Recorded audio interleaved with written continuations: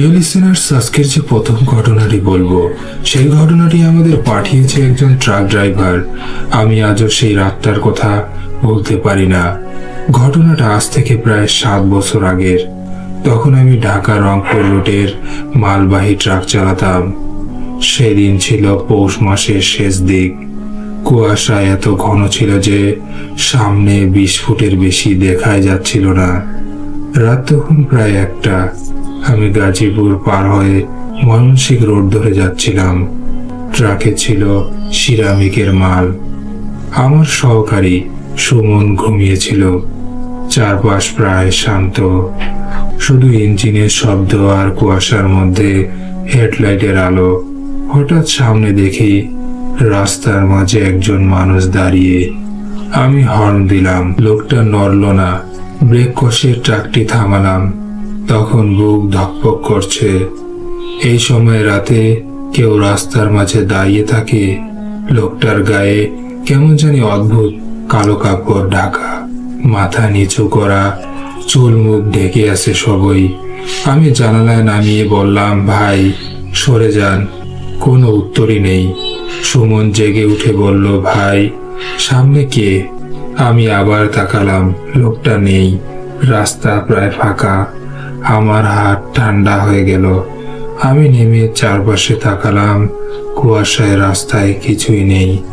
ভাবলাম হয়তো চোখের ভুল। আবার রাত 2টার দিকে শেরপুরের কাছাকাছি পৌঁছেছি। হঠাৎ ট্রাকের ভেতর থেকে ঠান্ডা বাতাস বইতে শুরু করলো। জানালা বন্ধ, তবুও রিয়ারভিউ মিররে তাকিয়ে দেখি পেছনের সিটে কেউ বসে রয়েছে, একদম কালো কাপড়ে ঢাকা। আমি ঝট করে পিছে তাকাই, সিট একেবারেই খালি। আবারও মিররে দেখি সে আছে, মাথা নিচু করে বসে। আমার গলা তখন শুকিয়ে গেল। আমি কাপা গলায় বললাম, কে তুমি? এইবার প্রথমবার সে মাথা তুলল। চোখ কি বিভৎস দেখতে, লাল ধুলো চোখ, টক টক করে ভাটার মতো জ্বলছে। আমি ব্রেক কষে ট্রাকটি থামালাম। সুমন চিৎকার করে উঠল, ভাই পিছনে কে জানি বসে আছে। আমরা দুজনেই ট্রাক থেকে নেমে গেলাম। দরজা খুলে দেখলাম কিছুই নেই। পরে স্থানীয় চায়ের দোকানে থামলাম। সেখানে এক বৃদ্ধ লোক বসেছিলেন। তিনি আমাদের বললেন, এই রাস্তায় ওই জায়গায় কয়েক বছর আগে এক ট্রাক এক লোককে চাপা দেয়। লোকটা তখন একটা কালো কাপড় পরেছিল। ড্রাইভার পালিয়ে যায়। তখন সে মাঝরাতে সে রাস্তায় দাঁড়িয়ে থাকে। আমার বুকের ভেতরটা কেঁপে উঠল। আমি সময়টা জিজ্ঞেস করেছিলাম। তখন বৃদ্ধ লোকটি বললেন, প্রায় 1টা তো হবেই। ঠিক সেই সময় তো আমি প্রথম দেখেছিলাম। সব শুনে আমরা আবার রওনা দিলাম। ভোরের দিকে যখন রংপুরের কাছে পৌঁছেছি, সুমন বলল, ভাই পেছনে তাকান। আমি ধীরে ধীরে মিররে তাকালাম। সে আবারও বসে, কিন্তু এবার সে অদ্ভুতভাবে হাসছে। তার ঠোঁট ধীরে ধীরে নড়ছে।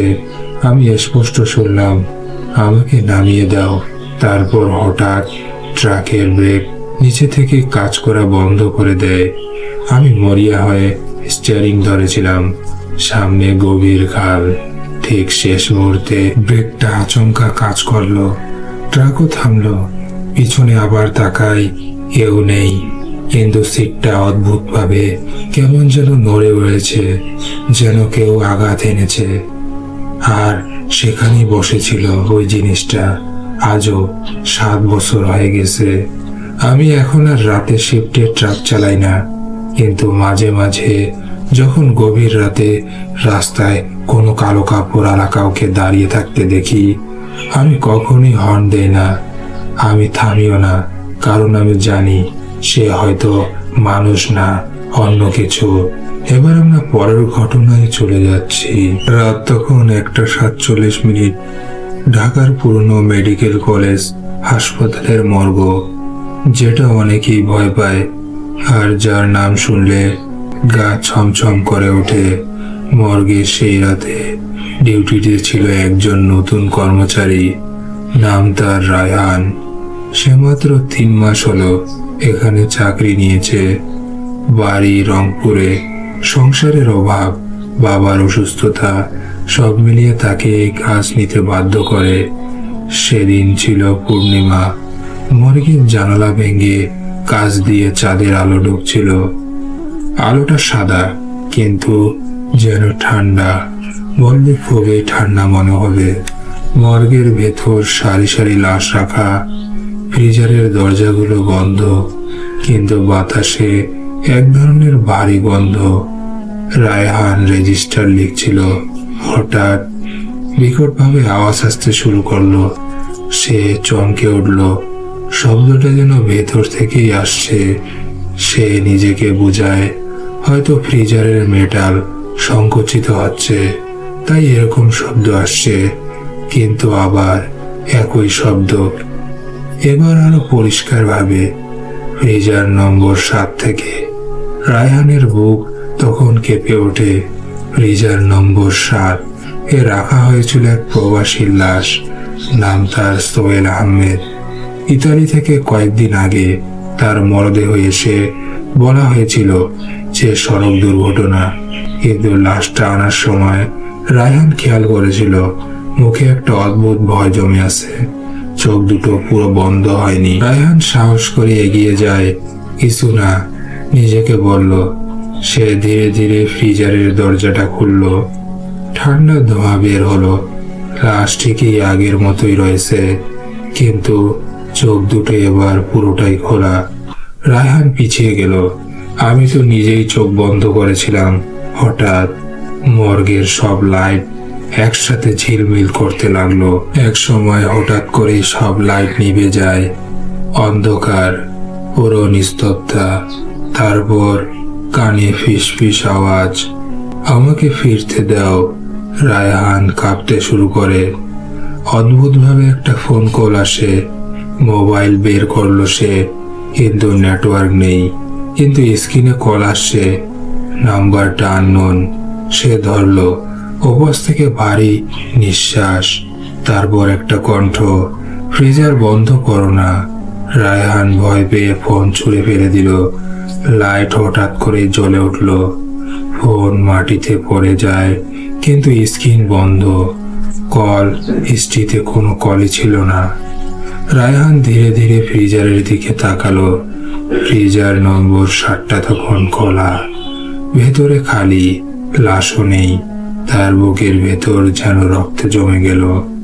হঠাৎ করে পিছন থেকে একটা ঠান্ডা হাত কাঁধে পড়ল তার। সে ধীরে ধীরে ঘুরতে শুরু করলো। তার সামনে সোহেল আহমেদের দেহটা, কিন্তু সে দাঁড়িয়ে আছে। চোখ রক্তবর্ণ, মুখে সেই ভয়ঙ্কর জমাট হাসিটা। আমাকে ওরা মেরে ফেলেছে, সেটা কোনো দুর্ঘটনা ছিল না। তার কণ্ঠ যেন কিভাবে আসছে সেটা রায়হান ততক্ষণে বুঝতে পেরেছে। হয়তো কোনো তার মাঝে প্রবেশ করেছে। তাই রায়হান দৌড়াতে চাইল, কিন্তু তার পা নড়ছিল না। মেঝেতে বরফ হয়ে জমে গেছে যেন। কিন্তু সেটি বলতে শুরু করে, আমি পালাতে চেয়েছিলাম। আমি দেখেছিলাম তারা সবাই মরে গেছে। তারপর হঠাৎ লাশটা পড়ে গেল মেঝেতে। সব আবার শান্ত। রায়হান সাহস করে এগিয়ে গিয়ে দেখলো লাশ আবার ফ্রিজারের ভেতর, ঠিক আগের মতো করে। চোখগুলো বন্ধ, কোনো চিহ্নই নেই। মনে হয় কিছুই হয়নি। সকাল 8টা। ডাক্তাররা এলো। রায়হান সারা রাতের ঘটনাটা বলল। সবাই তখন হাসলো। নতুন ছেলে তাই ভয় পেয়েছে, কিন্তু একজন সিনিয়র ডাক্তার চুপ করেছিল। তিনি ধীরে বললেন, ফ্রিজার 7 তো গতকাল থেকেই খালি। এই প্রবাসীর লাশ তো পরিবারের কাছে হস্তান্তর করা হয়েছিল। রায়হান তখন থমকে গেল। না স্যার, আমি তো নিজেই। ডাক্তার রেজিস্টার দেখালেন। সত্যি, ফ্রিজার 7 গতকাল সকালেই খালি হয়েছে। রায়হান ধীরে ধীরে পিছিয়ে যায়। তাহলে সে সারা রাত কার পাহারা দিয়েছে? হঠাৎ করেই তার পকেটে থাকা ফোনটা কাঁপলো। মেসেজে দেখলো, আমি এখনো এখানেই আছি। রায়হান চিৎকার করে ওঠে। সেদিনের পর থেকে সে আর কাজে ফিরে যায়নি, কিন্তু হাসপাতালের পুরনো কর্মচারীরা বলে রাত 1:47 মাঝে মাঝে ফ্রিজার নম্বর 7 থেকে বিকটভাবে শব্দ শোনা যায়। নতুন কর্মচারীরা বলে মর্গের করিডোরে এক লোক দাঁড়িয়ে থাকে, চোখগুলো কেমন জানি আধখোলা, মুখে জমাট একটা ভয়। ঘটনাটা এখানে শেষ হলে ভালো হতো। রায়হান চাকরি ছেড়ে দিয়েছিল, এটাই সবাই জানতো, কিন্তু সত্যটা অন্যরকম।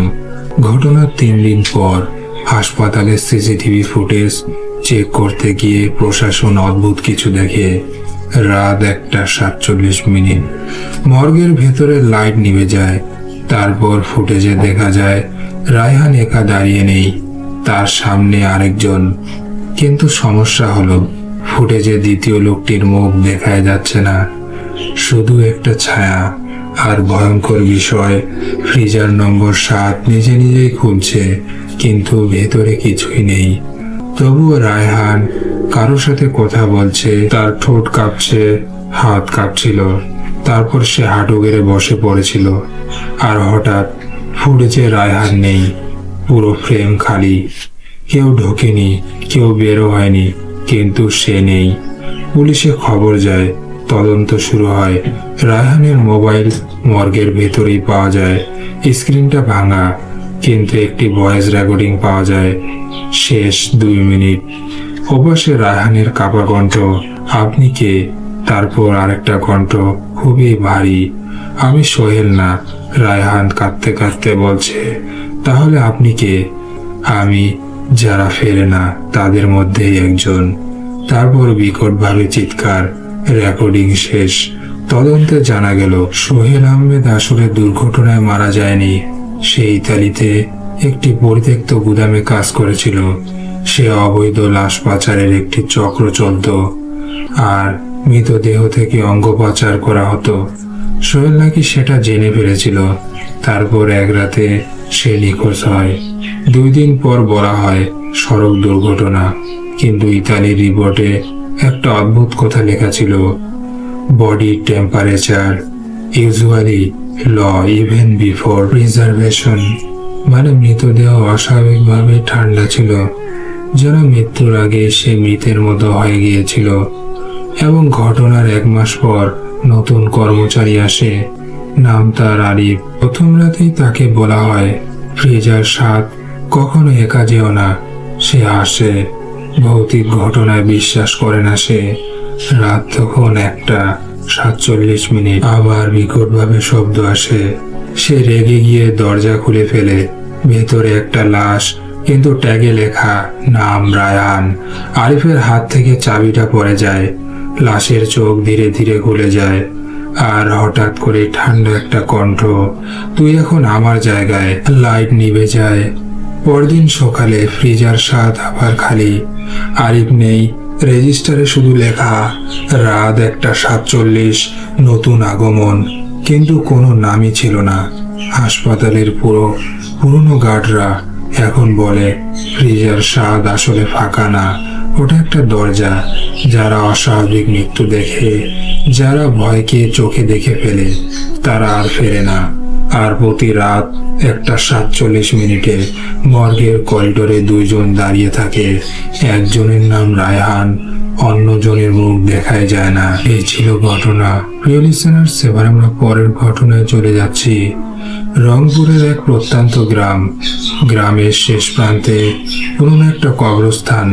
বড় বড় শিমুল গাছ, কাটা আর ঝোপঝাড়, আর সবসময় একটা অদ্ভুত ঠান্ডা বাতাস। যেই দিন রাত 11টায় জানাজা শেষ হলো। মৃত লোকটির নাম হাফিজ উদ্দিন, বয়স প্রায় 60 হবে। লোকটা নাকি শেষ জীবনে খুব চুপচাপ হয়ে গিয়েছিল, কারোর সাথে কথাই বলতো না। গ্রামের মানুষ বলতো ও নাকি কিছু দেখেছে, বৃষ্টি হবে হবে করছে, আকাশে মেঘ, মাঝে মাঝে বিদ্যুৎ চমক। 4 জন মিলে কফিন নামালো, আর হাফিজের ছোট ছেলে নাসিম কাঁদতে কাঁদতে বলল, আব্বা ক্ষমা কইরা দেন। মাটি চাপা দেওয়া হলো।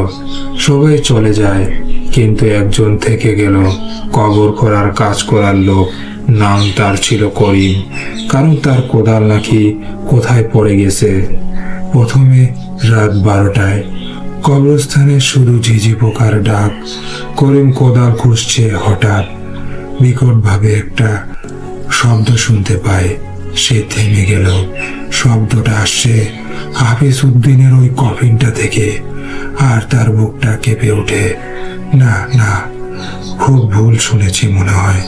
আবার সেই শব্দ, এবার পরিষ্কার। মাটির নিচ থেকে কেউ যেন কফিনে আঘাত করছে। করিমের শরীর ঠান্ডা হয়ে গেল। সে দৌড়ে বেরিয়ে যেতে চাইল, কিন্তু হঠাৎ পেছন থেকে খুব নিচু কণ্ঠে, করিম। সে ধীরে ধীরে ঘুরে দাঁড়ায়, তখন কেউ নেই। এবং পরদিন সকালে পুরো গ্রামে খবর ছড়িয়ে পড়ে করিম অসুস্থ হয়ে গেছে। আর সে বারবার শুধু বলছে, ও ভেতরে বাঁচা ছিল, ও বাঁচা ছিল। গ্রামের লোকজন ভয় পেয়েও সেই কবর খুঁড়ে কফিনটা দেখার সিদ্ধান্ত নেয়। কিন্তু ইমাম সাহেব, মুরব্বী, কয়েকজন যুবক আর সবাই মিলে মাটি সরায়। কফিন বের করা হলো। সবাই নিঃশ্বাস বন্ধ করে আছে। ঢাকনা খোলা হলো। ভেতরে হাফিজ উদ্দিন আছে, কিন্তু তার 2 হাত রক্তাক্ত, নখের নিচে কাঠের গুঁড়া। কফিনের ভেতরের ঢাকনায় আঁচড়ের দাগ। মনে হচ্ছে সে ভেতর থেকে বের হতে চেয়েছিল। গ্রাম জুড়ে কান্না শুরু হলো। কেউ বলে ওকে জীবিত কবর দেওয়া হয়েছিল, কিন্তু দ্বিতীয় কফিন। কিন্তু এখানে শেষ হয়নি। সেই দিন রাতেই কবরস্থান পাহারা দিতে গেলে 2 জন যুবক, রাত 1:30, হঠাৎ তারা দেখে যে নতুন খোঁড়া কবরের পাশে আরেকটা কফিন রাখা, কালো রঙের। গ্রামে কেউ রাখেনি। তারা কাছে গেল। কফিনের গায়ে সাদা রঙে লেখা পরবর্তী। তারা ভয়ে গ্রামে দৌড় দিয়ে খবরটা দেয়। লোকজন গিয়ে দেখে কফিন নেই, শুধু কাদা মাটিতে দাগ, যেন কেউ ভারী কিছু টেনে নিয়ে গেছে। 2 দিন পর করিম মারা যায়। কেউ বুঝতেও পারে না কিভাবে। তার মুখে জমাট ভয়। ডাক্তার বলে হার্ট অ্যাটাক, কিন্তু তার ঘরের কোণে পাওয়া যায় একটা ছোট কাঠের টুকরো, যেন কফিনের ভেতরের কাঠ, আর দেওয়ালে নখের আঁচড়। 1 সপ্তাহ পর গ্রামে আরেকটা বৃদ্ধ মারা গেলেন। সবাই আতঙ্কিত। জানাজা শেষে কবর দেয়া হয় তাকে। রাত 1:30, আবার একই শব্দ। এবার শব্দ শুধু এক থেকেই না, পুরো জায়গা থেকে, যেন একসাথে অনেক কফিনকে আঘাত করছে। গ্রামের লোকজন আর সাহস করে না। তাই শুধু একজন বৃদ্ধ মুরব্বী বলেছিলেন, হাফিজ উদ্দিন জীবিত কবর হয়েছিল না, ওর সাথে যা ছিল তাও কবর হয়েছিল। এখন তারা সবাই বের হতে চায়। আজও নাকি সেই কবরস্থানের রাত 1:30 হয়ে গেলে শোনা যায় সেই শব্দ। আর মাঝে মাঝে নতুন কবরের পাশে কালো কফিন দেখা যায়।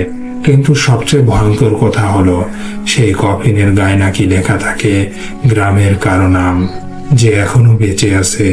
এই ছিল ঘটনা। প্রিয় লিসেনার্স, ঘটনাটা কতটুকু সত্য তা জানি না, কিন্তু ঘটনাটা অনেক ভালো ছিল। এবার পরের ঘটনায় চলে যাচ্ছি। গাজীপুর শহরের একটু বাইরে শান্ত একটা এলাকা। রাস্তার এক পাশে দুপাশে পুরনো আম গাছ, অন্য পাশে ফাঁকা জমি। সেখানে দাঁড়িয়ে আছে একটা 2 তলা বাড়ি। বাড়িটা অনেকদিন ধরে খালি ছিল। সেখানে একজন ব্যক্তি তার পরিবার নিয়ে সেখানে উঠে। স্ত্রীর নাম ছিল মিতা, আর 8 বছরের ছেলে স্বামী। বাড়ির মালিক খুব কম ভাড়ায় দিয়ে দিল, কিন্তু একটা শর্ত, দোতলার শেষ ঘরটা ব্যবহার করবে না যেন। তখনই সেই ব্যক্তিটি হাসে। ওটা হয়তো স্টোর রুম ছিল। প্রথম রাতে অদ্ভুত কিছুই হলো না। রাত 1:17। তারপরে মিতা ঘুম থেকে উঠে দেখলো দোতলার করিডোরে হালকা আলো জ্বলছে, কিন্তু তারা তো সব লাইট বন্ধ করেছিল। সে তখন তার স্বামীকে ডাকে। 2 জন উপরে উঠে শেষ ঘরের দরজায় নিচ দিয়ে আলো বের হচ্ছে। তখনই দরজায় হাত রাখতেই ভেতর থেকে ধীরে ধীরে দরজায় 3 বার টোকা পায়, যেন বিকটভাবে আওয়াজ আসছে, এবং দুজনেই জমে যায়। ঘর তো খালি থাকার কথা। পরদিন সকালে স্বামী নাস্তা খেতে খেতে বলল, আম্মু, কাল রাতে আপুটা আবার কাঁদছিল। মিতা অবাক। কোন আপু? এই যে দোতলার ঘরে থাকে। ও বলে ও একা লাগে ওর। তখনই আমার স্বামীর হাত থেকে চায়ের কাপটা পড়ে গেল। স্বামী, তুমি ওই ঘরে গেছো? স্বামী মাথা নাড়ল। না। দরজা খুলে যায় নিজে নিজে। পাশের বাড়ির এক বৃদ্ধা মহিলা, আসমা খালা, তাদের দেখে বললেন, ওই বাড়িতে আগে এক পরিবার থাকতো। ওদের ছোট মেয়ে হঠাৎ করে কোথায় জানি হারিয়ে যায়। পরে দোতলার ঘরে ঝুলন্ত অবস্থায় পাওয়া যায় তাকে। তখনই রেগে আমার স্বামী বলে, গুজব ছড়াবেন না। কিন্তু সেদিন রাতেই মিতা বাথরুমে দাঁড়িয়ে চুল আঁকড়াচ্ছিল। হঠাৎ আয়নায় দেখলো তার পেছনে একটা ছোট মেয়ের অবয়ব, ভেজা চুল, মুখ ঢাকা। সে ঘুরে দাঁড়ালো, কেউ নেই। আবার আয়নায় তাকালো, মেয়েটা এবার আরো কাছে, ঠোঁট নড়ছে কিন্তু কোনো কিছুই শব্দ নেই। হঠাৎ আয়নাটা ফেটে গেল। রাত তখন 1:17। আবার সেই সময় দোতলার শেষ ঘরে দরজা এবার নিজে নিজেই খুলে গেল। তখন আমার স্বামী সাহস করে ঢুকলো। ঘরটা ফাঁকা, মেঝেতে শুধু একটা পুরনো পুতুল। পুতুলটার চোখ একদিকে ঘোরানো। হঠাৎ দরজা বন্ধ, লাইট নিভে গেল। অন্ধকারে সে শুনতে পেল একটা শিশুর কণ্ঠ, তোমরা কেন আমার ঘরে এসেছ? রাশের দরজা ধাক্কাতে লাগলো, কিন্তু বাইরে থেকে কেউ যেন চেপে ধরে রেখেছে। পরদিন মালিককে ডাকা হলো। তিনি চুপ করে বললেন, মেয়েটা আত্মহত্যা করেনি, ওকে ওই ঘরে আটকে রাখা হতো। ওর বাবা খুব নির্দয় ছিল। হঠাৎ মালিকের চোখে অদ্ভুত দৃষ্টি। আমি তখন কিছুই বলিনি। মিতা কাঁপতে কাঁপতে বলল, আপনি কে?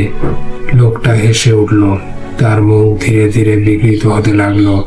চোখ কালো, গলা ভাঙা। আর আমি এই বাড়ির আসল মালিক না। হঠাৎ সে অদৃশ্য। সেদিন রাত আমার স্বামী সিদ্ধান্ত নেয় বাড়ি ছাড়বে। সব গুছিয়ে নিচে নামছে। স্বামী ওপরে রয়ে গেল। মিতা ডাকছে, স্বামী নিচে আয়। কোনো উত্তর নেই। তখনই আমার স্বামী দৌড়ে উপরে গেল। শেষ ঘরের দরজা খোলা, ভেতরে স্বামী দাঁড়িয়ে আছে, কিন্তু তার চোখ পুরো কালো। সে ধীরে বলে, আম্মু, আমি একা থাকবো না আর। হঠাৎ পুরো বাড়ির দরজা জানলা একসাথে বন্ধ হয়ে যায়। লাইট নিভে যায়। পাশের বাড়ির লোকেরা শুধু চিৎকার শুনেছিল। পরদিন পুলিশ এসে দেখে বাড়ি ফাঁকা, কেউ নেই। শুধু দোতলার ঘরের দেওয়ালে নতুন করে আঁচড়ের দাগ, আর মেঝেতে 3টা শব্দ লেখা, আমরা এখন একসাথেই থাকবো। আজ নাকি বাড়িটার পাশ দিয়ে গেলেও রাত 1:17 করিডোরের আলো জ্বলে, আর জানালায় দাঁড়িয়ে থাকে একটা ছোট অবয়ব। কখনো কখনো তার পাশে 3 জন। এই ছিল ঘটনা। প্রিয় লিসেনার্স, এবার আমরা পরের ঘটনায় চলে যাচ্ছি। রংপুরের এক পরিত্যক্ত চর গ্রাম। চারদিকে নদী, মাঝখানে কয়েকটা কাঁচা ঘর, বাঁশঝাড় আর একটা বিশাল শ্মশান ঘাট। গ্রামের নাম চরকল্যাণপুর। গ্রামে একটা অদ্ভুত নিয়ম আছে। সূর্য ডোবার পর কেউ বাঁশঝাড়ের দিকটায় যায় না, কারণ সেখানে নাকি ডাক শোনা যায়। আর গ্রামে নতুন একজন স্কুল শিক্ষক আসে। তার নাম তানভীর রহমান। শহরের ছেলে এসব কুসংস্কারে বিশ্বাস করে না। প্রথম দিনে সে শুনল, রাতে বাঁশঝাড়ে গেলে ফিরে আসা যায় না। তানভীর রহমান হেসে বলল, আমি নিজেই গিয়ে দেখে আসব। গ্রামের বৃদ্ধ মুরব্বীরা, কাদের আলী, সবাই মিলে তাকে বললেন, যদি কেউ তোমাকে নামে ডাকে পিছনে তাকাবে না যেন। রাত 12টা। তানভীর রহমান লণ্ঠন নিয়ে বের হয়। চাঁদের আলো ফ্যাকাশে। বাঁশঝাড়ের কাছে যেতেই হঠাৎ বাতাস বন্ধ, সব শব্দ থেমে গেল। তারপর খুব নিচু স্বর, তানভীর। সে থেমে গেল। এটা নিশ্চয়ই গ্রামের কেউ মজা করছে। আবার, তানভীর, পেছনে তাকাও। তার শরীর কাঁপতে লাগলো। মনে পড়ল কাদের আলীর কথা। সে সামনে দাঁড়িয়ে তাকাতে লাগলো চারপাশ। হঠাৎ পায়ের নিচে নরম কিছু মনে হলো। লণ্ঠন নামিয়ে দেখলো ভেজা মাটি। মাটির ওপর ছোট ছোট পায়ের ছাপ, যেন অনেকগুলো শিশু একসাথে হাঁটছে, কিন্তু গ্রামে তো এত শিশু নেই। পরদিন তানভীর জানতে পারল 10 বছর আগে বন্যায় গ্রাম ভেসে গিয়েছিল। অনেক শিশু নিখোঁজ হয়, তাদের লাশ কখনোই আর পাওয়া যায়নি। লোকজন বলে তারা বাঁশঝাড়েই রয়ে গেছে, রাতে ডাক দেয়। দ্বিতীয় রাতে তানভীর আবার গেল। এবার সে শ্মশান ঘাটে দাঁড়ালো। হঠাৎ দূরে আগুনের মতো আলো, কেউ যেন চিতা জ্বালাচ্ছে, কিন্তু আজ তো কেউ মারাই যায়নি। সে কাছে যেতেই আগুন নিভে গেল। মাটিতে শুধু একটা পোড়া কাপড় আর হালকা কান্নার শব্দ। আমাদের ঘরে নিয়ে চলো। তার পেছনে ঠান্ডা নিঃশ্বাস। সে দৌড়াতে লাগলো, কিন্তু যত দৌড়ায় বাঁশঝাড় শেষই হয় না। চারপাশে শুধু ছায়া। পরদিন সকালে গ্রাম জুড়ে চাঞ্চল্য। তানভীরকে পাওয়া গেছে বাঁশঝাড়ের মাঝখানে অচেতন অবস্থায়, যার চারপাশে ছোট ছোট পায়ের ছাপ। তার মুখে শুধু একটাই কথা, ওরা একা, ওরা ঘরে ফিরতে চাইছে। তখনই গ্রামের ইমাম সিদ্ধান্ত নিলেন মিলাদ পড়াবেন। রাতে সবাই মিলে বাঁশঝাড়ে গেল। দোয়া শুরু হতেই বাতাস ঘুরে উঠল। হঠাৎ মাটির নিচ থেকে কণ্ঠ আসতে শুরু করে, অনেকগুলো কণ্ঠ একসাথে। আমাদের নাম ধরে ডাকো। ইমাম সাহস করে কয়েকটা নিখোঁজ শিশুর নাম উচ্চারণ করলেন। হঠাৎ মাটি ফেটে গেল, ভেতরে ছোট ছোট হাড়গোড়। সবাই চিৎকার করে পালালো। পরদিনে কবর দেওয়া হলো। তারপর কয়েকদিন শান্ত, কিন্তু 1 সপ্তাহ পর তানভীর গ্রাম ছেড়ে চলে গেল। আর কেউ তাকে দেখেনি, শুধু তার ঘরে পাওয়া গেল দেওয়ালে লেখা, আমি ওদের সঙ্গে যাচ্ছি। ওরা আর একা না। আজও চরকল্যাণপুরে সূর্য ডোবার পর বাঁশঝাড়ে গেলে শোনা যায়, পিছনে তাকাও। আর মাঝে মাঝে নদীর ওপারে দাঁড়িয়ে থাকে একজন লোক, হাতে লণ্ঠন, চোখ ফাঁকা। এই ছিল ঘটনা। প্রিয় লিসেনার্স, এবার আমরা পরের ঘটনায় চলে যাচ্ছি। রংপুরের এক পরিত্যক্ত গ্রাম, চারদিকে ধান ক্ষেত, মাঝখানে পুরনো একটা বটগাছ। গ্রামের সবাই ওই বটগাছটাকে এড়িয়ে চলে, কারণ শোনা যায় মাগরিবের পর সেখানে জিন বসে। গ্রামের বৃদ্ধরা বলে ওখানে কারো নাম ধরে ডাক শুনলে উত্তর দিবি না। গ্রামে ছিল এক যুবক, নাম তার রফিক। ভয়টয় বিশ্বাস করে না। একদিন সন্ধ্যার পর সে বন্ধুদের ধরে বাজি, আমি আজ বটগাছের নিচে গিয়ে দাঁড়িয়ে থাকবো। রাত 10টা, চাঁদের আলো ম্লান। রফিক একা বটগাছের নিচে দাঁড়িয়ে। হঠাৎ বাতাস বন্ধ, ঝিঝি পোকার ডাক থেমে গেল। তারপর খুব নিচু স্বর, রফিক। সে হাসলো, কে? আবার, রফিক, তুই দেরি করে ফেলেছিস। তার বুক ধক করে উঠল। বটগাছের ঝুলন্ত ডালের ফাঁকে সে দেখল একটা লম্বা কালো অবয়ব, চোখ দুটো আগুনের মতো, মাটি থেকে একটু ওপরে ভাসছে। রফিক পেছনে গেল, কিন্তু পা যেন আটকে গেছে। হঠাৎ চারপাশে ফিসফিসের শব্দ, অনেকগুলো কণ্ঠ একসাথে, তুই আমাদের জায়গায় দাঁড়িয়েছিস। সে রাতের পর রফিক বদলে গেল। সে রাতে ঘুমায় না, চোখগুলো লাল। কখনো একা একাই কথা বলে, মাঝে মাঝে বলে ওরা আমাকে ডাকে। তার মা ইমাম সাহেবকে ডাকলেন। ইমাম সাহেব কুরআন তেলাওয়াত শুরু করলেন। রফিক হঠাৎ চিৎকার, তার কণ্ঠ বদলে গেল, গভীর ভারী। ও আমার জায়গায় এসেছে। ইমাম সাহেব জিজ্ঞেস করলেন, তুই কে? উত্তর দাও। উত্তরে এলো, আমরা আগুনের তৈরি। ও আমাদের গাছের নিচে দাঁড়িয়েছে। ঘরের লাইট একসাথে নিভে গেল, জানালা কাঁপতে লাগলো। রফিক মাটি থেকে কয়েক ইঞ্চি উপরে উঠে গেল। সবাই চিৎকার করে পড়তে লাগলো। সবাই হঠাৎ শান্ত হয়ে গেল, কিন্তু রফিক অচেতন হয়ে পড়ল। রফিক অসুস্থ হলো কয়েকদিন পর, কিন্তু সে বলল আমি একা ছিলাম না। সে জানালো বটগাছের নিচে অনেকগুলো ছায়া দাঁড়িয়েছিল। তাদের মধ্যে একজন নেতা ছিল। সে বলছিল এ গাছ আমাদের, মানুষেরা ভুলে গেছে। আর সবচেয়ে ভয়ঙ্কর কথা, আমরা সবাই খারাপ না, কিন্তু যাকে পছন্দ করি তাকেও ছাড়ি না। 1 মাস সবে শান্ত। একদিন গ্রামের আরেক যুবক হারিয়ে গেল। শেষবার তাকে দেখা গিয়েছিল ওই বটগাছের কাছেই। রফিক হঠাৎ রাতে বাড়ি থেকে বের হয়ে যায়। সকালে তাকে পাওয়া যায় বটগাছের নিচে দাঁড়িয়ে, চোখ কেমন জানি বন্ধ, মুখে ফিসফিস। আরেকজন এসেছে। তারপর সে হঠাৎ অদৃশ্য হয়ে যায়।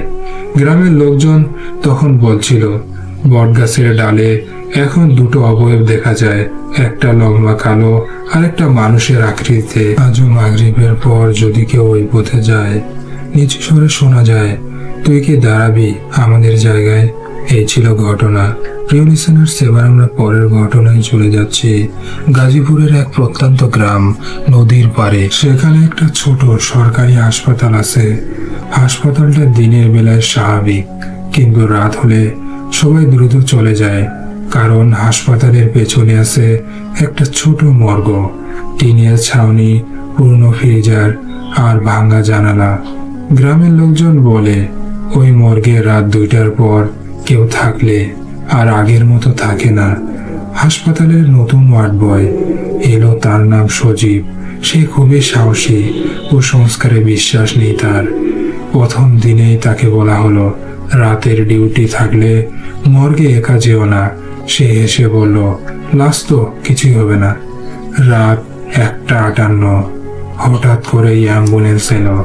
একটা লাশ আনা হলো, একজন অচেনা বৃদ্ধের। কেউ দাবি করেনি, মুখে অদ্ভুত ভয় জমে আছে। লাশটা রাখা হলো ফ্রিজার নম্বর 3-এ। সবাই চলে যায়, সজীব তখন একা। রাত 2টা বাজতেই মর্গের ভেতরের তাপমাত্রা হঠাৎ করে ঠান্ডা হতে শুরু করে। প্রিয় লিসেনার্স, আপনারা যদি এই ঘটনাটা আরো শুনতে চান, তবে অবশ্যই চ্যানেলটি সাবস্ক্রাইব করে বেল নোটিফিকেশন অন করে আমাদের পাশে থাকবেন। অবশ্যই আমি ঘটনাটা শেষ করার চেষ্টা করব।